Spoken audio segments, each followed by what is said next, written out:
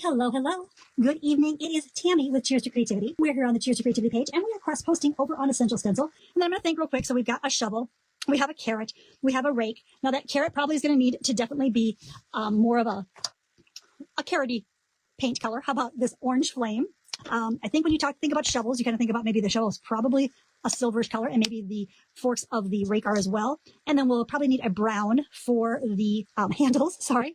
And I'm looking at that carrot, and I think we could probably just go ahead and use a brighter green. I might even use a little bit of this one. This was the multi-purpose, but like I said, I'm not worrying about fabric medium or using specific fabric paint for this. I'm just going to be using acrylic paint. I'm going to use that deeper green. This is that black green I used. I'm going to pick up a little on my brush.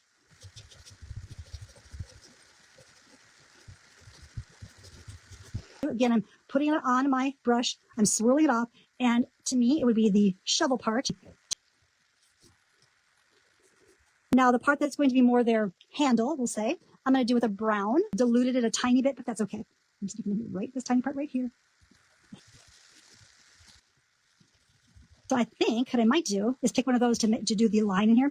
But first we need to come back and do our carrot. And let's just show you how you can use a sponge with this. So I'm going to pick up a sponge. I'm going to pick up that orange. I'm going to tap it on my paper plate to kind of make sure it taps it into the sponge. But then I'm still going to make sure I'm offloading it. That offloading process is so important with our stenciling because that's what gives us control of where we are applying our paint. And so there's not too much paint. Okay, so I've just done that. I'm going to catch this tip here. And so I need a little bit of green. I'm going to pick up this little green, come up here and get this little tiny bit of my green top. Okay, then I said I kind of wanted to do a brighter color for that line. And I'm looking here and I see this gorgeous purple, see this really pretty red.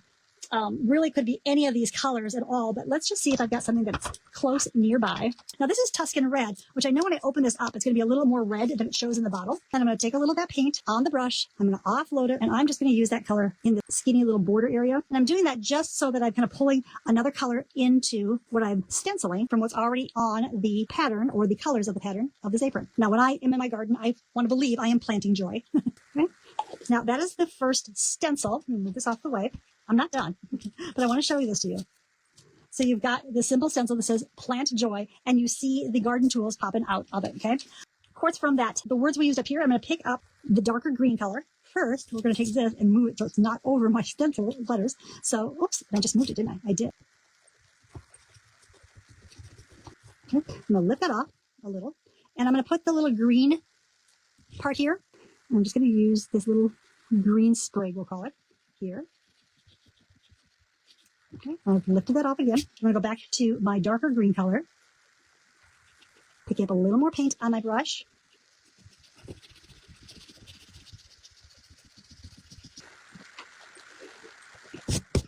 Okay, I'm just going to grab, so it's right here. It just got a little sloppy looking. So I'm going to grab a little purple because there's purple in my flowers here, right?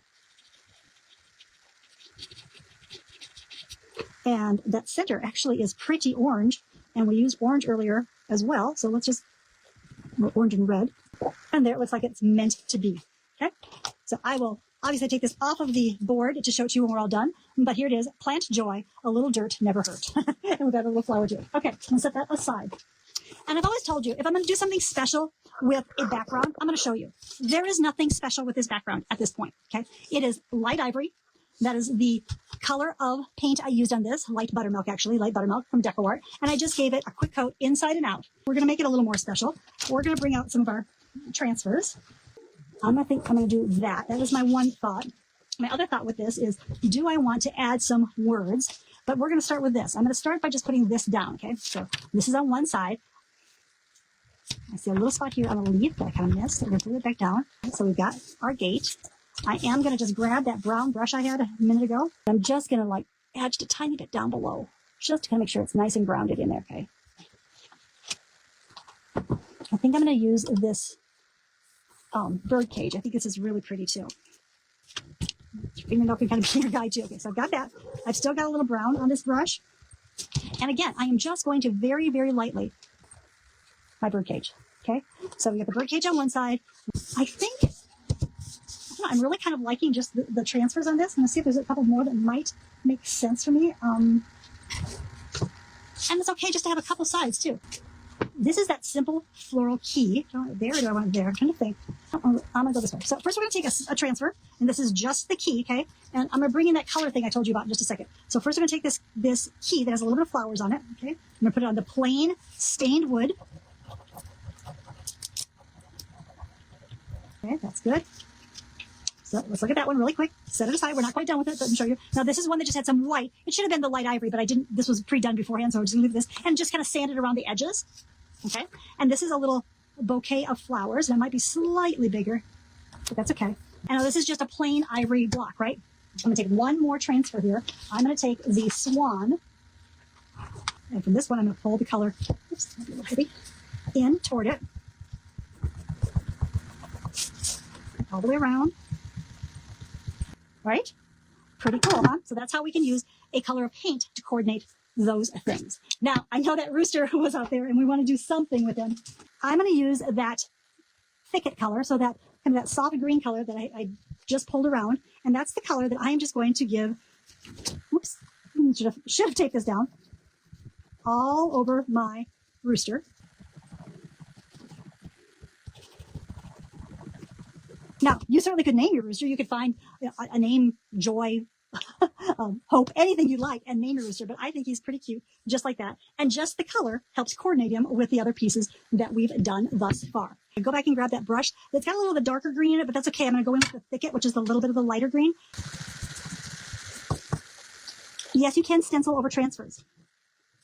So we've got Stronger Than the Storm. And I may need to actually come back and go back over my letters with this. I'll show you this in just a second, okay? So I'm going to lay this down, and so you're going to see I'm going to go back over my words a little bit, so that's okay. Just trust the process for just a moment here. So I'm going to put this down. I do, okay? So I'm going to grab a little more of that color, which was the thicket. And I'm going to go back over my words that I kind of lost when I put my transfer down. So I've got Stronger Than the Storm. Seedlings, right now, let's stand here. Give you how this is going to look. Isn't that pretty? Very simple. And I said, like, we have a minute or two. Let's do this. Color that I base coated with, which is the light ivory. I'm going to show you this really, really quickly here. Okay.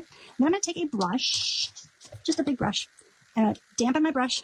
And I'm going to make my piece a little damp. I'm going to pick up a little bit of this color. This is the thicket color. Okay. A little too damp. And then I pick up a little thicket and the ivory color.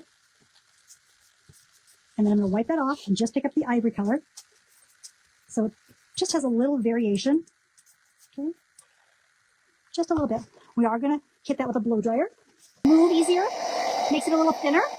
And so what I've done essentially is done a very graduated wash on this.